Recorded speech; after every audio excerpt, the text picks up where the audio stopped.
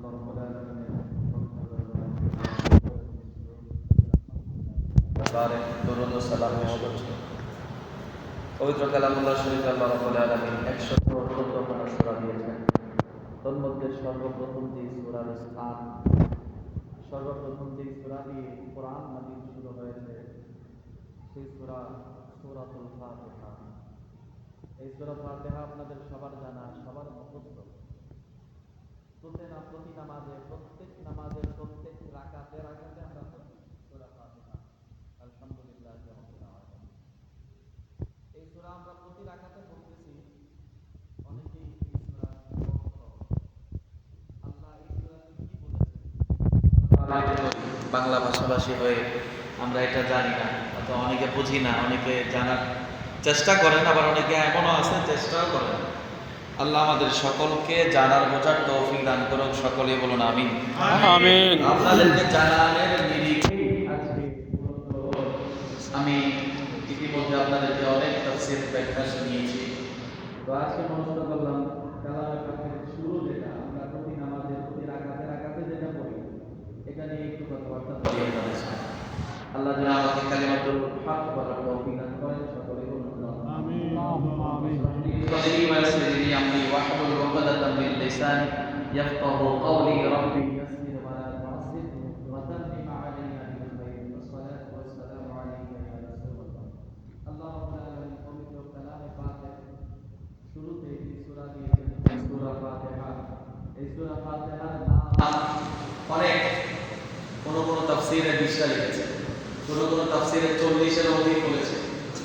একটা সূরা নাম 40-এর অধিক। সুবহানাল্লাহ। কালামে পাকের মধ্যে 114 খানা সূরা, কোন সূরার এত নাম নাই। একমাত্র সূরা ফাতিহার এত বেশি নাম, जिसका नाम ज्यादा होता है उसका फजीलत भी ज्यादा होता है। সুবহানাল্লাহ।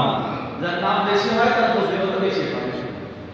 আল্লাহ রাব্বুল আলামিন এই সূরা ফাতিহাতে, সূরা ফাতিহার বিশেষ বিশেষ কিছু নামের কথা হাদিসে পাকের মধ্যে উল্লেখ হয়েছে, তাফসীরের মধ্যে উল্লেখ হয়েছে। তার মধ্যে সূরা ফাতিহার নাম নিয়ে আলোচনা করার আগে এই সূরা নাজিলের প্রেক্ষাপটটা একটু বলি। আল্লাহ রাব্বুল আলামিন যখন প্রথম দিকে কোরআন শরীফ নাজিল করা শুরু করলেন নবীজির উপর, প্রথম দিকে তো সূরা আলাকের 5 আয়াত, ইকরা বিসমি রাব্বিকাল লাযী খালাক, এই আয়াত নাজিল হলো। তারপর সূরা মুজাম্মিলের কিছু আয়াত নাজিল হলো, সূরা মুদ্দাসসিরের কিছু আয়াত নাজিল হলো, অল্প কিছু আয়াত। পরিপূর্ণ সূরা হিসেবে সর্বপ্রথম যেই সূরা নাজিল হয়েছে এটা সূরা ফাতিহা। সুবহানাল্লাহ। পরিপূর্ণ যেই সূরা, এই সূরা ফাতিহার আগে পরিপূর্ণ সূরা হিসেবে কোন সূরা নাজিল হয় নাই। সর্বপ্রথম পরিপূর্ণ সূরা হিসেবে যেই সূরা নাজিল হয়েছে এটা সূরা ফাতিহা। সূরা ফাতিহা কেউ কেউ বলেছে প্রসিদ্ধ মত মক্কায় নাজিল হয়েছে, আবার কেউ কেউ বলেছে মক্কায় একবার নাজিল হয়েছে, মদিনায় যাওয়ার পর আরেকবার নাজিল হয়েছে, দুইবার নাজিল হয়েছে। সুবহানাল্লাহ। এই সূরা দুইবার নাজিল হয়েছে। তো এই জন্য এই সূরার ফজিলত বেশি হওয়ার কারণ আছে। সূরার নামের মধ্যে ফজিলত বেশি হওয়ার কারণটা আসবে, এই জন্য এখন আলাদা করে বলতেছি না। এই সূরার নাম হলো ফাতিহা। ফাতিহা মানে সূচনা, ভূমিকা, প্রারম্ভিকা, ইন্ট্রোডাকশন। আরবিটা অন্য শব্দে বলতে গেলে মুকাদ্দামা। এমনি করে ভূমিকা, প্রত্যেক কিতাবের শুরুতেই লেখক ভূমিকা লেখে। ইমাম বুখারী শরীফ লেখার আগে, বুখারী শরীফের আগে প্রথম পৃষ্ঠাতে মুকাদ্দামা লিখেছে। মুকাদ্দামাতে অনেক কথাবার্তা লিখেছে। আমি গত জুমায় ইমাম বুখারীর জীবনী নিয়ে আলোচনা করেছিলাম। তো এই আল্লাহ রাব্বুল আলামিনের কিতাবে কোরআন শরীফের একটা ভূমিকা আছে, মুকাদ্দামা আছে, সূচনা, প্রারম্ভিকা আছে, ইন্ট্রোডাকশন আছে। সেই ভূমিকা, সূচনা, মুকাদ্দামা হলো সূরাতুল ফাতিহা। জোরে বলুন সুবহানাল্লাহ। আমরা বাংলা ব্যাকরণের মধ্যে সারাংশ সারমর্ম করেছি। উপরে একটা অনুচ্ছেদ দেওয়া থাকে অথবা একটা কবিতা দেওয়া থাকে, এর সারমর্ম অথবা সারাংশ লিখতে হয় ছোট করে। তো কোরআনে পাকের পুরো কোরআন শরীফের সারাংশ অথবা সারমর্ম হলো সূরা ফাতিহা। জোরে বলুন সুবহানাল্লাহ। সূরা ফাতিহার এক নাম হলো ফাতিহাতুল কিতাব, কিতাবের সূচনা। আরেক নাম হলো ফাতিহাতুল কোরআন, কোরআনের সূচনা। আরেক নাম হলো উম্মুল কোরআন। জোরে বলুন সুবহানাল্লাহ। উম্মুন শব্দের অর্থ মা, আর আরবিতে উম্মুন বলা হয় মাকে। উম্মুনের আরো কিছু অর্থ হয় মূল, আসল, মূল কেন্দ্রবিন্দু। উম্মুনের অর্থ হয়। তো এই সূরার নাম মুফাসসিরিনে কেরাম ব্যাখ্যা করেছেন, বিশেষ করে মুফতি আহমদ ইয়াসির নাঈমি রাহমাতুল্লাহি আলাইহি, উনি লিখতেছেন যে আল্লাহ রাব্বুল আলামিন 104 খানা সূরা, 104 খানা কিতাব নাযিল করেছেন, আসমানি কিতাব। তার মধ্যে 4 খানা হলো বড় কিতাব, তাওরাত, জাবুর, ইনজিল, কোরআন। 100 সহিফা, ছোট ছোট কিতাব। 100 সহিফার মধ্যে অনেকের উপর 50টা, অনেকের উপর 30টা কিতাব নাযিল হয়েছে। তো এই 100 সহিফার মধ্যে যে ইলম, যে শিক্ষা, যে জ্ঞান আল্লাহ দান করেছেন, সেই 100 সহিফার সমস্ত ইলম আল্লাহ রাব্বুল আলামিন 4 কিতাবের মধ্যে, তাওরাত, জাবুর, ইনজিল, কোরআনের মধ্যে দান করেছেন। সুবহানাল্লাহ। আর এই 4 কিতাবের যত ইলম আছে, যত জ্ঞান হিকমত আছে, যত প্রজ্ঞা আছে, তাওরাত, জাবুর, ইনজিলে যত জ্ঞানের সম্ভার আছে, সমস্ত কিছু আল্লাহ রাব্বুল আলামিন কোরআনে ঢুকিয়ে দিয়েছেন। সুবহানাল্লাহ। আর কোরআনের মধ্যে, পুরা কোরআনের মধ্যে যে জ্ঞান আছে, যে ইলম আছে, যে বিদ্যা, প্রজ্ঞা, যে বিজ্ঞান আছে, যে জ্ঞানের সম্ভার আছে, জ্ঞানের পুঞ্জ আছে, সব কিছু আল্লাহ রাব্বুল আলামিন পুরা কোরআনের জ্ঞান সূরা ফাতিহার মধ্যে ঢুকিয়ে দিয়েছেন। সুবহানাল্লাহ। সূরা ফাতিহাতে পুরা কোরআনের ইলম থাকার কারণে এই সূরা ফাতিহার নাম হয়েছে উম্মুল কোরআন। কোরআনের মূল, কোরআনের আসল, কোরআনের মা। সুবহানাল্লাহ। উম্মুল শব্দ যেহেতু এসেছে, উম্মি নিয়ে আরেকটা কথা আল্লাহ কোরআনে বলেছেন, উম্মুল কোরআন। মক্কা নগরীকে আল্লাহ উম্মুল কোরআন বলেছেন। সমস্ত নগরীর মূল কেন্দ্রবিন্দু মক্কা নগরী। বলে বলুন না সুবহানাল্লাহ। যত শহর, যত বন্দর আছে, যত দেশ আছে, যত সমতল ভূমি আছে, সমস্ত দেশের পৃথিবীর মূল কেন্দ্রবিন্দু, মূল আসল জায়গা হলো মক্কা শরীফ। বলে বলুন সুবহানাল্লাহ। আবার আমার নবীকে উম্মি নবী বলা হয়। এই উম্মির ব্যাখ্যা করতে গিয়ে তো জাহেল মৌলবীরা মাঝে মাঝে আমার নবীকে নিরক্ষর বলতে চায়। নাউযুবিল্লাহ।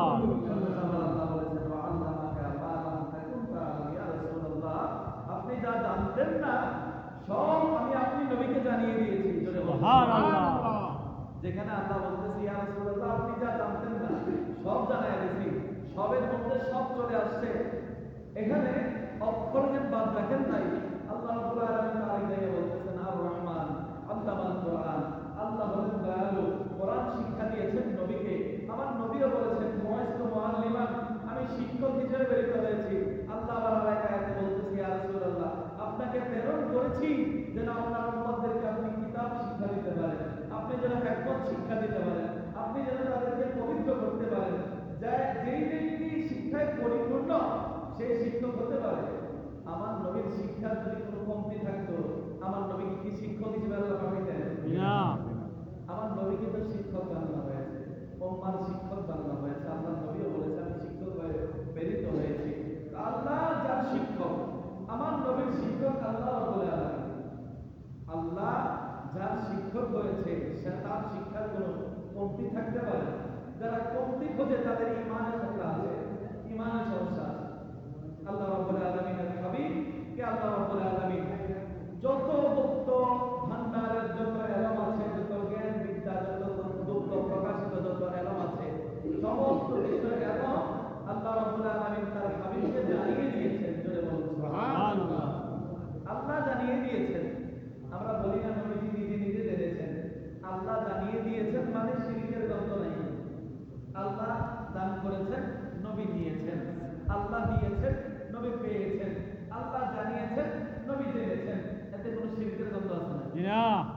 শিরক কাকে বলে এটা আগে বুঝতে হবে। আল্লাহর হাবিবকে আল্লাহ রাব্বুল আলামিন সব কিছুর ইলম দান করেছেন।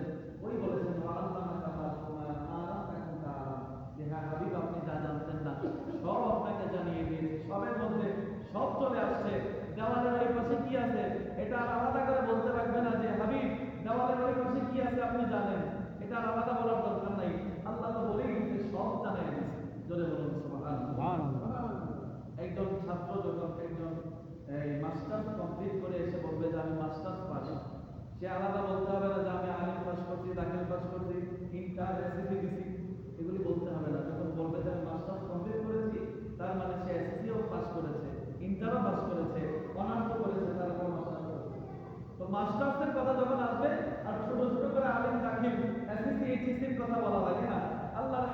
আপনার সার্টিফিকেট দিয়ে দিয়েছি ইয়া রাসূলুল্লাহ, আপনাকে যা জানতেন না সব জানাই দিয়েছি।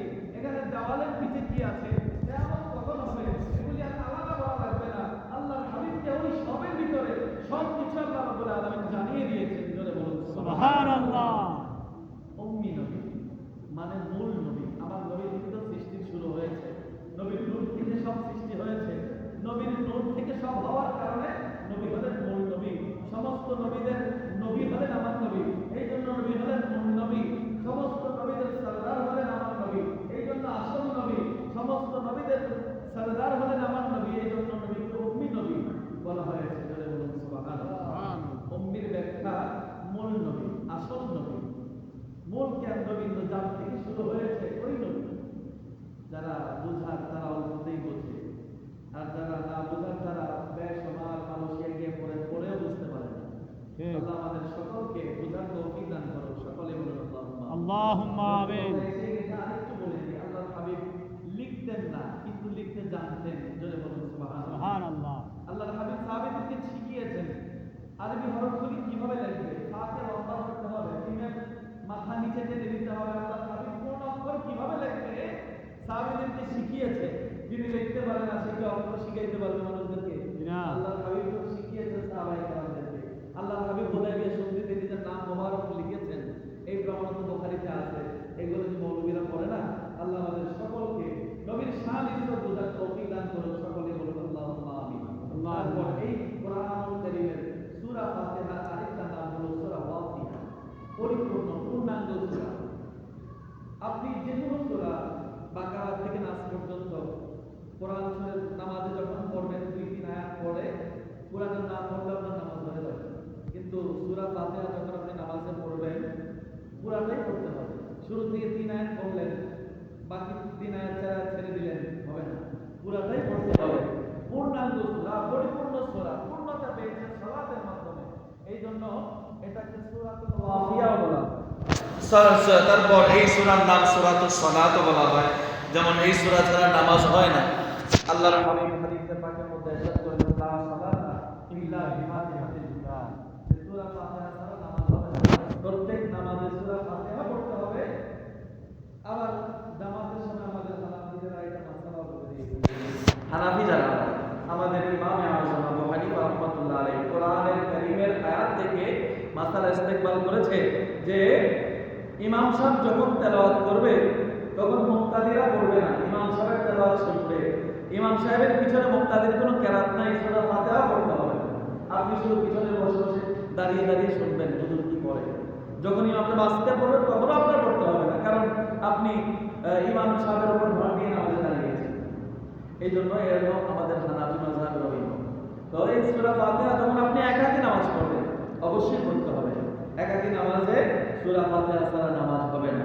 আল্লাহ রাব্বুল আলামিন এই সূরা ফাতিহার আরেকটা নাম হলো সূরাতুশ শাফিয়া অথবা শিফা।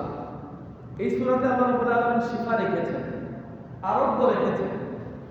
অসংখ্য কঠিন দুরারোগ্য রোগও এই সূরা ফাতিহার দ্বারা শিফা হয়। জোরে বলুন সুবহানাল্লাহ। বুখারী বর্ণনা হযরত আবু সাঈদ খুদরী রাদিয়াল্লাহু তাআলা ওনার কিছু সঙ্গী সাথী নিয়ে সফরে গেলেন। সফরে গিয়ে এক জায়গায় অবস্থান করতেছেন। ওই জায়গার গোত্র প্রধানকে, মানে ওই জায়গার প্রধান যে ব্যক্তি বিচার আচার যিনি করেন ওনাকে সাপে কামড়েছে। সাপে কামড় দেওয়ার পর অনেক অবস্থা খারাপ, অসুখ হয়ে গেছে, মানে সাপে কামড় দিয়েছে, শরীর নীল হয়ে গেছে এমন অবস্থা। তো ওই আবু সাঈদ খুদরী দল ওই যে সাহাবায়ে কেরামের দলের কাছে এসে ওই গোত্রের একজন আলোচ করলো, আপনাদের মধ্যে কেউ যদি ঝাড়ফুঁক করতে জানে, এই সূরার আরেকটা নাম হলো সূরাতুর রুকিয়া, ঝাড়ফুঁকের সূরা। জোরে বলুন সুবহানাল্লাহ। ওই ব্যক্তি এসে বলতেছে আপনারা যদি কেউ ঝাড়ফুঁক করতে জানেন তাহলে আসেন, আমাদের গোত্র প্রধান যিনি ওনাকে সাপে কামড়েছে, এই জন্য ওনার অবস্থা খারাপ, আপনারা একটু ওনাকে ফু দেন, কিছু আয়াত কালাম করে একটু ফু দেন। তো আবু সাঈদ খুদরী রাদিয়াল্লাহু তাআলার সাথে এই সাহাবী ছিলেন, এক সাহাবী গেলেন, যাওয়ার পর সূরা ফাতিহা পড়ে ওই ব্যক্তিকে ফু দিলেন। ওই ব্যক্তি সাপের বিষ থেকে ভালো হয়ে গেছে। সুবহানাল্লাহ। ভালো হয়ে যাওয়ার পর তো গোত্র প্রধান একটু টাকা পয়সাও আছে, 30টা ছাগল এই সাহাবীদেরকে উপহার দিলেন, হাদিয়া দিলেন। জোরে বলুন সুবহানাল্লাহ। আবার বিভিন্ন ভালো খাবার দাবার খাওয়াইলেন। তখন সাহাবীরা আলোচনা করতেছেন যে তুমি যে আল্লাহর কালাম পাক করে তাকে ফু দিলা, সে ভালো হলো, আল্লাহর কালাম বলার কারণে যে তোমার এত হাদিয়া দিল, এই হাদিয়াটা কি নাও জায়েজ হইছে না? সমস্ত সাহাবীরা বলতেছে আসো নবীজির দরবারে যাই, নবীজির কাছে গিয়ে জিগাই, ইয়া রাসূলুল্লাহ এমন এমন ঘটনা, সে তো আমাদেরকে হাদিয়া দিয়েছে, এখন এটা আমাদের জন্য জায়েজ হবে কিনা? আল্লাহর হাবিবের দরবারে গেলেন, গিয়ে বলতেছে ইয়া রাসূলুল্লাহ এমন এমন ঘটনা, হাদিয়া পেয়েছি 30টা ছাগল, এখন এই হাদিয়া আমাদের জন্য জায়েজ হবে কিনা? আল্লাহর হাবিব বলেন এই হাদিয়ার কিছু অংশ আমার জন্য রাখিও। জোরে বলুন সুবহানাল্লাহ। শুধু জায়েজ না, আল্লাহর হাবিব চাইতেছে যে এই হাদিয়ার অংশ আমি নবীর জন্য কিছু নিয়ে আসি। তার মানে এই সূরার এক নাম বললাম না সূরাতুর রুকিয়া। যে কোনো রোগের কারণে আপনি সূরা ফাতিহা পড়ে ফু দিবেন। বিশেষ করে ইমাম সাহেব হুজুরদের কাছে আসলে হুজুররা সূরা ফাতিহা পড়ে ফু দেয়। আপনারা বিশেষ করে একটা কিতাবে পড়লাম আমি, কেউ যদি জবান শুদ্ধ থাকে, জবান দিয়ে মিথ্যা কথা না বলে, অশ্লীল কথা না বলে, কেউ যদি জবান দিয়ে কোনো হারাম জিনিস ভক্ষণ না করে, ওই মুখ যদি পবিত্র জবান কারো থাকে, এই সূরা ফাতিহা পড়ে যদি ওই ব্যক্তি পবিত্র জবানওয়ালা ব্যক্তি যে কোনো বিপদ আপদ এই সূরা ফাতিহা পড়লে সমস্ত বিপদ আপদ দূর হয়ে যাবে। সুবহানাল্লাহ। সূরা ফাতিহার অসংখ্য অনেক ফজিলত আছে। তারপর সময় অল্প, আর যাচ্ছে না সামনে, আমি এই সূরার ভিতরে ঢুকে যাই, না হলে সময় পাবো না। এই সূরা বললাম তো 40-এর উপরে নাম আছে, একটা একটা করে বলতে গেলে অনেক সময় দরকার। আরেকটা নাম হলো সাবহুল মাসানি, শব্দ পঠিত 7 আয়াত, বারবার যে 7 আয়াত পঠিত হয়, তো বিশেষ করে প্রত্যেক নামাজে আমরা এই 7টা আয়াত বারবার পাঠ করি, এই জন্য এই সূরার আরেকটা নাম হলো এই নাম। তারপরে সূরার শুরুতে রেখে আল্লাহ রাব্বুল আলামিন কি বলতেছেন? বিসমিল্লাহির রহমানির রহিম। আল্লাহ রাব্বুল আলামিন শুরুতেই বলতেছেন আলহামদুলিল্লাহি রাব্বিল আলামিন। সমস্ত প্রশংসা যিনি মালিক সমস্ত জগৎ সমূহের। জোরে বলুন সুবহানাল্লাহ। সুবহানাল্লাহ। আলহামদু মানে সমস্ত প্রশংসা, আলিফ লাম ইস্তিগরাকি, সমস্ত অর্থ হইতেছে এখানে হামদু মানে প্রশংসা, সমস্ত প্রশংসা লিল্লাহ আল্লাহর জন্য। কোন আল্লাহ? যিনি রব্বিল আলামিন। জোরে বলুন সুবহানাল্লাহ। সমস্ত কায়নাতের যিনি প্রতিপালক, যিনি লালন কর্তা পালন কর্তা, ওই রব্বুল আলামিন। এই সূরা ফাতিহাতে বললাম পুরা কোরআনের এলম সূরা ফাতিহাতে আছে, আবার সূরা ফাতিহাতে এলম বিসমিল্লাহতে আছে। এমনি করে মাওলা আলী শাইরের কথা অনেক কৌল আছে, তারপরে দিকে যাচ্ছি না, সময় সংক্ষিপ্ত। এই সূরা ফাতিহার যে প্রথম আয়াত, এই প্রথম আয়াত ব্যাখ্যা করতে ঘন্টার পর ঘন্টা সময় লাগে। বিশেষ করে আল্লামা এম.এ. জলিল রহমাতুল্লাহ আলাইহি একটা তাফসীর গ্রন্থ লিখতেছিলেন, ওইখানে সূরা ফাতিহার তাফসীর করেছে প্রায় 100 পৃষ্ঠার উপর। এগুলা বলতে গেলে 2-3 দিনের দরকার। আল্লাহ রাব্বুল আলামিন সূরা ফাতিহার প্রথম আয়াতে বলতেছেন সমস্ত প্রশংসা তার জন্য, যিনি আল্লাহর জন্য, যিনি জগৎ সমূহের প্রতিপালক। এখানে রব্বিল আলামিন বলেছেন, রব্বিল আলামিন বলেন একটা পৃথিবী না, যত জাহান আছে, যত কায়নাত আছে, যত গ্রহ উপগ্রহ আছে, যত কিছু সৃষ্টির মধ্যে আছে, সমস্ত কিছুর প্রশংসা, সমস্ত কিছুর প্রতিপালক মহান আল্লাহ রাব্বুল আলামিন। জোরে বলুন সুবহানাল্লাহ। আসমানের মধ্যে যত প্রশংসা, জমিনের মধ্যে যত প্রশংসা, বাহার ও সাগরের মধ্যে যত প্রশংসা, পাখি পশুদের মুখে মুখে যত প্রশংসা, মানুষের জবানে যত প্রশংসা, সব প্রশংসা আমার রব, রব্বে করিম, মাওলায়ে করিম রব্বুল আলামিনের জন্য। আর ওই আলামিন, ওই রব্বুল আলামিন, উনি প্রশংসা করেন আমার নবীর রহমাতুল লিল আলামিনের। জোরে বলুন সুবহানাল্লাহ। আমার নবীর নাম মুহাম্মদ, অধিক প্রশংসিত। সমস্ত জাহান প্রশংসা করে আল্লাহ, আর ওই আল্লাহ প্রশংসা করে নবী, এই জন্য নবীর নাম হয়েছে অধিক প্রশংসিত মুহাম্মদ সাল্লাল্লাহু আলাইহি ওয়াসাল্লাম। জোরে বলুন সুবহানাল্লাহ। সুবহানাল্লাহ। আবার আরেকটা আয়াতে আল্লাহ রাব্বুল আলামিন এই আয়াতের সাথে মিল রেখে আমার নবীকে বলেছেন ওমা আরসালনাকা ইল্লা রাহমাতাল লিল আলামিন। জোরে বলুন সুবহানাল্লাহ। সুবহানাল্লাহ। ইয়া রাসূলুল্লাহ, আপনাকে আমি প্রেরণ করেছি, যত জগৎ সমূহ আমি আল্লাহ সৃষ্টি করেছি, যত জায়গার জন্য আমি আল্লাহ রব হয়েছি, সমস্ত জাহানের জন্য, সমস্ত জায়গার জন্য, সমস্ত সৃষ্টির জন্য আমি আপনি নবীকে রাহমাতুল লিল আলামিন বানিয়ে, রহমত বানিয়ে, বরকত বানিয়ে প্রেরণ করেছি। জোরে বলুন সুবহানাল্লাহ। তারপর পরের আয়াতে আল্লাহ রাব্বুল আলামিন বলতেছেন, এই আয়াত নিয়ে আরো কথাবার্তা আছে, অনেক নামাজে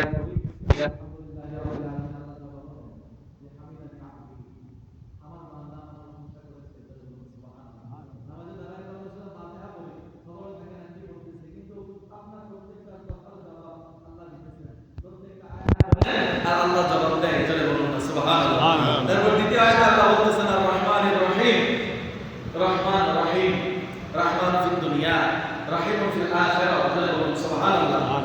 আল্লাহ রহমান হলেন দুনিয়ার জন্য আর রহিম হবে আখিরাতে বিশেষ কিছু বান্দার জন্য। রহমান সবার জন্য। হিন্দু আল্লাহকে মানে না, এক আল্লাহকে মানে না, আর নবীকে মানে না, কিন্তু তাদের রিজিক বন্ধ আছে, জি না। শ্বাস প্রশ্বাস বন্ধ আছে, তারা নিয়ামত পাইতেছে, রহমানের নিয়ামত। নাস্তিক সে আল্লাহকেই মানে, সেও নিয়ামত থেকে বঞ্চিত নয়। এই জন্য আল্লাহ রহমান, ওই প্রথম আমি একটা উর্দু কথা বলেছিলাম যে জিসকা নাম ज़्यादा होता है उसका फजीलत भी ज़्यादा होता है। এখানে जिसका नाम ज़्यादा होता है उसका फजीलत भी ज़्यादा होता है। রহমানের আলী আছে, রহমান দেখতে রা হা মিম মিমের উপরে খাড়া জবর, তারপরে তার রহিম লিখতে রা হা ইয়া মিম রহিম, চার করে শেষ, খাড়া জবরটা নাই। তো রহমান দেখতে খাড়া জবর শেষ, খাড়া জবর লেখা আলী হাতি। তো এখানে একটু ज़्यादा আছে, একটা বাড়তি হরফ আছে। এই জন্য রহমান হলো দুনিয়ার জন্য, দুনিয়াতে আপনার